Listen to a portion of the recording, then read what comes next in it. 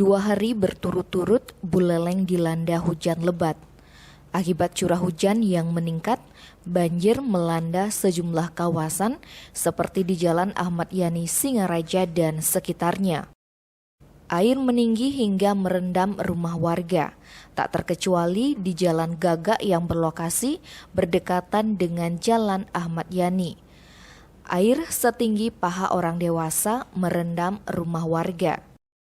Salah satu warga di Jalan Gagak Singaraja, Putu Ferry Kurniawan menerangkan air meninggi sekitar pukul 17 WITA. Sementara Kepala Pelaksana Badan Penanggulangan Bencana Daerah Kabupaten Buleleng, Putu Aryadi pribadi yang dihubungi via telepon Kamis 8 April sore mengatakan, sesuai data dari Badan Meteorologi, Klimatologi, dan Geofisika Bali, saat ini Bali dilintasi oleh siklon tropis Seroja.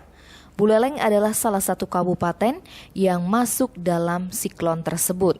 Akibatnya terjadi angin kencang, gelombang naik, dan curah hujan meningkat. Kalau curah hujan tinggi kemungkinan akan terjadi banjir, kalau angin kencang mungkin akan terjadi puting beliung dan gelombang tinggi.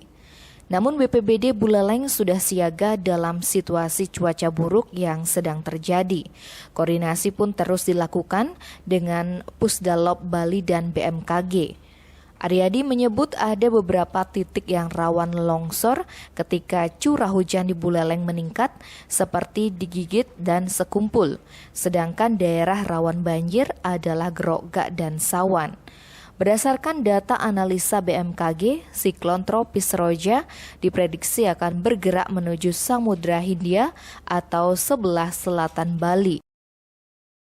Dengan kata lain sekitar 730 km menuju ke barat daya Waingapu. Tim Bali Express melaporkan.